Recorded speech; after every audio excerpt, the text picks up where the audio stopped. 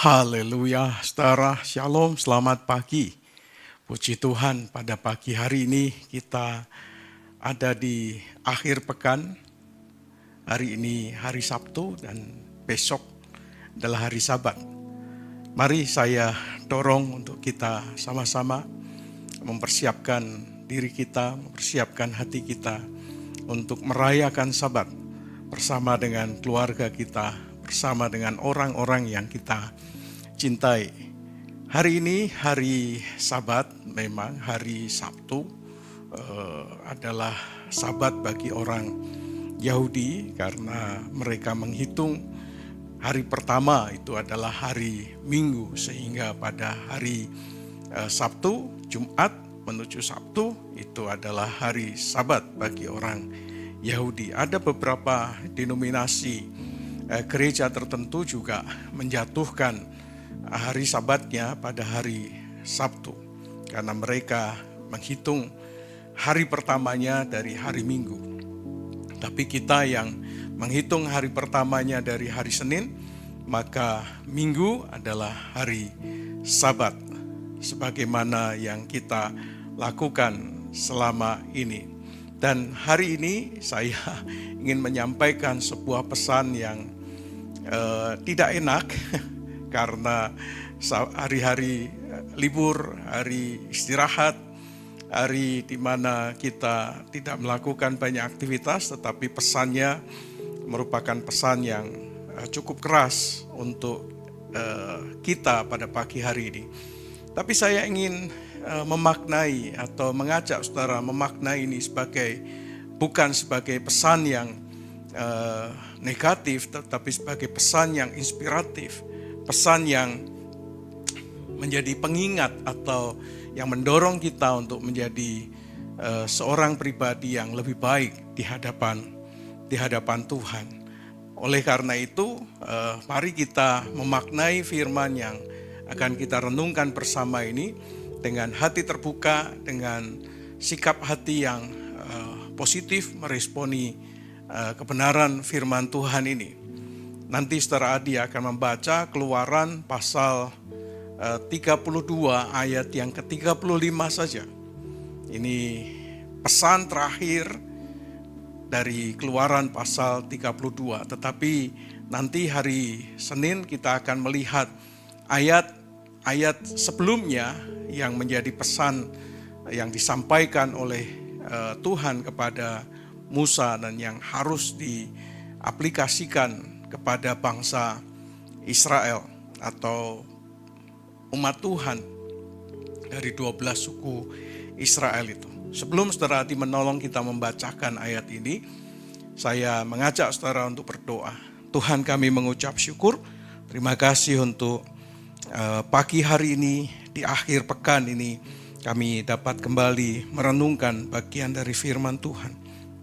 Kami bersyukur untuk kesempatan pagi ini. Berbicaralah kepada kami melalui kebenaran firman-Mu ini. Di dalam nama Tuhan Yesus Kristus. Amin. Puji Tuhan. Silakan adik, Keluaran 32 ayat 35. Keluaran 32 ayat 35. Demikianlah Tuhan menulahi bangsa itu, karena mereka telah menyuruh membuat anak lembu buatan Harun itu. Ya, saudara, ada satu kata yang perlu kita garis bawahi, yaitu menulahi. Jadi selain Tuhan itu tidak menyertai bangsa Israel dan hanya memerintahkan malaikatnya saja untuk memimpin perjalanan bangsa Israel, hal yang kedua yang Tuhan lakukan kepada umat yang telah membuat patung anak lembu emas ini, patung tuangan, adalah menulahi. Saudara, kata menulahi itu dari kata dasar tulah. Apa itu tulah, saudara? Menurut KBBI, Kamus Besar Bahasa Indonesia, kata tulah itu berarti kemalangan yang disebabkan oleh kutuk. Jadi hidup yang malang, hidup yang menderita, hidup yang sengsara, hidup dalam situasi yang memprihatinkan oleh karena kutuk ada di atasnya. Oleh karena ada tulah di atasnya. Dan juga tulah itu berarti adalah penderitaan yang bukan hanya disebabkan karena dia melanggar hukum, tetapi juga punya persepsi yang lain. Tulah itu diturunkan atau datang kepada seseorang karena perbuatannya yang kurang baik terhadap orang tua.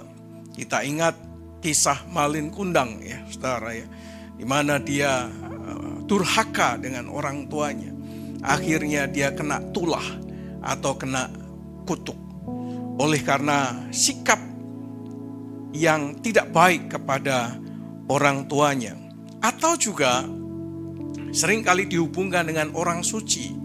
Oleh karena itulah Daud berkata, jangan sentuh orang yang diurapi oleh Tuhan. Daud tidak menyentuh Saul karena Daud tahu bahwa Saul itu diurapi oleh Tuhan. Oleh karena itu Daud tidak ingin mengusik orang yang diurapi oleh Tuhan.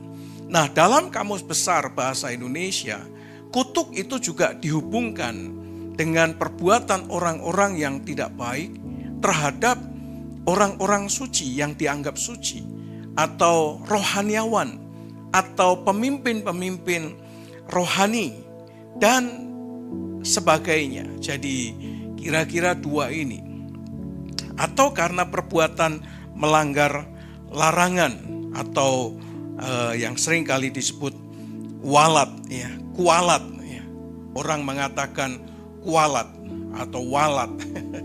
Kalau orang Jawa bilangnya, ntar kamu kualat. Bahasa Indonesia nggak pakai K, tapi walat. Nanti kamu walat. Jadi seringkali, kenapa kamu mengalami seperti ini? Ya, karena dia kualat. Tapi menariknya, Kamus Besar Bahasa Indonesia tidak menghubungkan tulah itu terhadap Tuhan. Perbuatan-perbuatan atau sikap atau tindakan yang melanggar hukum Tuhan itu tidak dihubungkan dengan tulah. Padahal jelas Alkitab mengatakan kepada kita, tulah terbesar di dalam Alkitab itu oleh karena perbuatan manusia yang melanggar hukum Tuhan, yang tidak berkenan di hadapan Tuhan, sehingga Tuhan menurunkan tulah seperti air bah, seperti Sodom dan Gomora, seperti yang terjadi di Mesir, dan seperti yang dialami oleh bangsa Israel di bawah kaki Gunung Sinai. Saudara, tulah atau kutuk atau akibat dari walat atau kualat itu bukan hanya dihubungkan dengan orang tua atau seorang rohaniawan yang diurapi oleh Tuhan, tetapi juga Alkitab menghubungkan terhadap sikap kita terhadap Tuhan. Bagaimana sikap kita, tindakan kita, perbuatan kita terhadap Tuhan, sehingga akibat perbuatan itu Tuhan menurunkan tulah. Seperti yang kita baca, Tuhan menulahi bangsa Israel. Dari kata tulah inilah lahir kata menulahi. Apa artinya menulahi? Kalau kita membaca Kamus Besar Bahasa Indonesia, maka kata menulahi berarti mengenakan tulah, atau mengenakan hukuman, atau mengenakan penderitaan, kemalangan, kesengsaraan, hidup yang penuh dengan keprihatinan kepada seseorang, kepada satu keluarga, kepada satu suku bangsa, seperti yang dialami oleh bangsa Israel ini. Yang kena tulah bukan hanya 1-2 orang, bukan hanya 1-2 suku, tetapi satu suku bangsa. Tuhan mengenakan tulah kepada satu orang, satu keluarga, satu kaum, satu puak, satu suku, dan satu suku bangsa bisa terjadi oleh karena perbuatan yang kurang baik atau yang tidak berkenan kepada Tuhan khususnya. Saudara, oleh karena itu penting untuk kita perhatikan bagaimana kita hidup di hadapan Tuhan. Supaya kita tidak hidup di bawah kutuk kemalangan, kutuk penderitaan, kutuk kesengsaraan, kutuk yang membuat kita hidup di dalam keprihatinan oleh karena kita melanggar apa yang Tuhan kehendaki atau yang Tuhan perintahkan. Saudara, ternyata kalau kita mencermati, kata tulah itu juga menjadi kamus bagi media sosial, bagi anak-anak muda zaman sekarang. Karena kata tulah itu seringkali dipakai. Tetapi tulah dalam dunia media sosial, baik IG, Twitter, atau TikTok, atau yang lainnya, plafon-plafon dari media sosial yang lainnya, maka tulah itu tidak dimaknai sebagai penderitaan atau kemalangan. Tulah itu malah diberi makna sebagai tambahan gaji. Ini menarik ya, anak-anak muda itu memberi makna yang berbeda. Jadi tulah itu disebut dalam bukan sebagai bentuk atau yang lain, tetapi ini kata benda yang berarti tambahan gaji atau tambahan reward atau tambahan apresiasi dan lain-lainnya. Jadi gaji 500.000 dan tulahnya. Gaji 500.000 dan tambahannya. Jadi tulah itu dimaknai sebagai tambahan bagi anak-anak muda zaman sekarang di dunia media sosial. Jangan lupa tulahnya, ya. Jangan lupa tambahannya. Kalau misalnya ongkirnya 15.000, jangan lupa tulahnya atau tipsnya. Jadi kalau harganya 500.000, tulahnya 5.000 rupiah, tulahnya 10.000 rupiah. Jadi tidak dimaknai sebagai sebuah kemalangan, tetapi dimaknai sebagai tambahan atau hadiah atau apresiasi atau reward. Ya, tulah anak, tunjangan, uang tunjangan untuk anak. Ya, kalau dia ngomong, papa, mama, bokap, nyokap, tulahnya dong. Itu berarti uang tunjangan untuk anak perlu ditambah, perlu ditingkatkan, perlu dinaikkan jumlahnya. Jadi ternyata ada orang yang memaknai tulah itu sebagai tambahan, tetapi secara kamus besar bahasa Indonesia, tulah berarti satu kemalangan yang ditimpakan terhadap seseorang karena perbuatannya yang kurang baik terhadap orang tuanya, terhadap orang yang diurapi, dan khususnya terhadap Tuhan. Oleh karena itu mari kita belajar supaya kita sungguh-sungguh ada di dalam anugerah Tuhan. Kita tidak hidup di bawah kutuk, tapi kita hidup di bawah berkat. Kita tidak hidup di bawah kemalangan, tetapi kita hidup di bawah anugerah. Kita tidak hidup di bawah keprihatinan dan semua kehidupan dalam kesengsaraan, tapi kita hidup di bawah kasih karunia Allah dalam kehidupan kita. Oleh karena itu, mari kita belajar menjadi umat yang setia kepada Tuhan, menjadi umat yang taat kepada Tuhan, menjadi umat yang terus menempatkan Tuhan sebagai satu pribadi atau sosok pribadi yang layak mendapat tempat tertinggi, dan tidak ada Allah lain di dalam kehidupan kita selain Allah Abraham, Ishak dan Yakub, Allah yang hari ini kita kenal di dalam nama Tuhan Yesus Kristus. Amin, saudara. Kalau hari ini saudara merasa bahwa kehidupan saudara ada di bawah kemalangan, kemalangan menjadi bayang-bayang yang terus menyertai saudara, sepertinya saudara ada di bawah kehidupan yang tidak bisa lepas dari penderitaan, dari kemiskinan, dari sesuatu yang membuat saudara merasa hidup terus dalam kekurangan. Saudara merasa ada di bawah bayang-bayang kutuk. Saudara ingat Galatia mengatakan, Paulus mengatakan bahwa Kristus yang mati di kayu salib itu menanggung semua kutuk, saudara. Sehingga tidak ada lagi kutuk di atas orang-orang yang percaya kepadanya. Tidak ada lagi kutuk di atas orang-orang yang membuka hati hidupnya untuk Tuhan Yesus sebagai Tuhan dan Juru Selamat dalam hidupnya. Paulus mengatakan semua kutuk sudah ditanggung Tuhan Yesus di kayu salib ketika dia menyelesaikan mandat ilahi di dalam dirinya. Kutuk itu sudah ditanggung oleh Yesus. Jadi mari kita sadar bahwa saat ini kita tidak hidup di bawah kutuk, tetapi kita hidup di bawah kasih karunia Allah.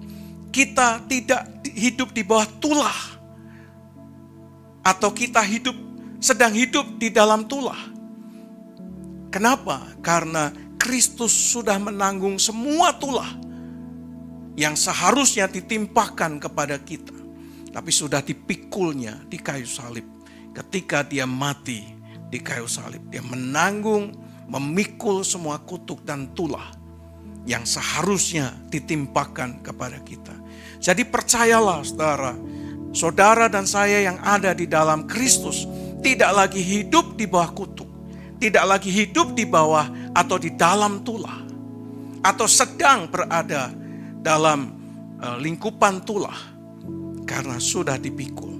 Kalau hari ini saudara masih merasa saudara masih ada di bawah kutuk dan tulah, hari ini saya ajak saudara untuk berdoa supaya semua kutuk dan tulah dipatahkan atas kehidupan kita. Semua kemalangan, penderitaan yang ditimpakan kepada kita karena kutuk dan tulah, hari ini dipatahkan dalam nama Yesus. Amin saudara. Amin. Mari kita adalah orang-orang merdeka oleh karena Kristus telah mati untuk kita. Mari kita berdoa. Kami bersyukur Tuhan, terima kasih untuk kesempatan pagi hari ini. Kami berdoa di dalam nama Yesus Kristus. Semua kutuk yang ada di atas kami patahkan dalam nama Yesus. Kutuk kemalangan, kutuk penderitaan, kutuk kesengsaraan, kutuk perpecahan, kutuk kemiskinan, kutuk sakit penyakit, kami patahkan dalam nama Yesus Kristus. Tidak ada lagi kutuk, no curse anymore. Tidak ada kutuk lagi atas kami, karena semua kutuk sudah dipikul oleh Tuhan Yesus, Tuhan dan Juru Selamat kami di kayu salib. Semua tulah yang seharusnya ditimpakan kepada kami sudah ditanggung oleh Yesus Kristus, Tuhan, di kayu salib. Oleh karena itu, no curse anymore. Tidak ada kutuk lagi atas hidup kami. Kami bebas, kami merdeka, kami menang, kami lepas. Kami hidup di dalam anugerah Tuhan, kami hidup di dalam kasih karunia Tuhan, kami hidup dalam pemeliharaan Tuhan. Hingga semua kemiskinan, semua sakit penyakit, semua kutuk penderitaan, kemalangan yang lain sudah dipatahkan di dalam nama Yesus. No curse anymore. Terima kasih ya Tuhan, kami bersyukur sehingga tidak ada lagi yang menghalangi berkat Tuhan dari pekerjaan kami, dari usaha kami, dari apapun yang kami kerjakan. Semua dibuka oleh Tuhan. Karena kami hidup di dalam anugerah Tuhan. Kami menikmati kelimpahan dan pemeliharaan Tuhan. Seperti Yabes yang menolak untuk hidup di dalam penderitaan. Demikianlah kami menolak untuk hidup dalam penderitaan, kemalangan, kesengsaraan, kemiskinan, sakit penyakit. Karena kami telah dibebaskan dari semua kutuk dan tulah oleh Tuhan Yesus Kristus. Terima kasih Bapak, kami bersyukur untuk pagi hari ini. Kami secara khusus berdoa untuk keluarga Pak Charles, Pak Stephen dan saudara-saudara yang lain yang kemarin Pak Charles kembali pulang ke rumah Tuhan. Tuhan, Kau memberkati semua upacara, Kau berkati, berikan cuaca yang baik, semua penghiburan dan kekuatan dianugerahkan Tuhan kepada anak-anak beliau dan keluarga besarnya. Terima kasih Bapa, kami mengucap syukur, kami menyerahkan pelayanan demi pelayanan yang dikerjakan sampai semua upacara baik pemakaman, penguburan diberkati oleh Tuhan. Terima kasih Bapa. Kami bersyukur, kami memberkati Tante Silvi, kami memberkati Ibu Cincing, kami memberkati Bu Marta, Bu Inka, Pak Sutikno, kami memberkati Pak Narto, kami memberkati Pak Petrus, kami memberkati Pak Andreas, kami memberkati anak-anak-Mu, supaya kami senantiasa ada di dalam anugerah Tuhan semata-mata. Makasih ya Tuhan, kami mengucap syukur. Kami menyerahkan hidup kami, rumah tangga kami, pekerjaan kami, usaha kami dalam tangan anugerah Tuhan. Kami ada di bawah bayang-bayang tiang awan, tiang api. Kami ada di bawah bayang-bayang pemeliharaan anugerah dan kasih karunia dari Allah Bapa, Tuhan kami, Yesus Kristus. Terima kasih Bapak, kami bersyukur, kami menyerahkan akhir pekan ini ke dalam tangan anugerah-Mu. Semua persiapan untuk pelayanan besok, ibadah besok diberkati Tuhan. Memberkati ibadah dari awal pergi akhirnya, supaya hanya nama Tuhan saja yang dipermuliakan. Terima kasih Bapak, kami bersyukur di dalam nama Tuhan Yesus Kristus. Kiranya damai sejahtera dan anugerah dari Allah Bapa, kasih sayang daripada Tuhan Yesus, persekutuan pertolongan pimpinan kuasa Roh Kudus menyertai saudara sekalian dari sekarang sampai selama-lamanya di dalam nama Tuhan Yesus Kristus. Amin. Puji Tuhan saudara. Selamat berakhir pekan, selamat mempersiapkan diri untuk ibadah besok. Jangan lupa, mari kita rayakan, kita ingat hari yang istimewa yang telah dikuduskan Tuhan, yaitu hari Sabat. You are blessed.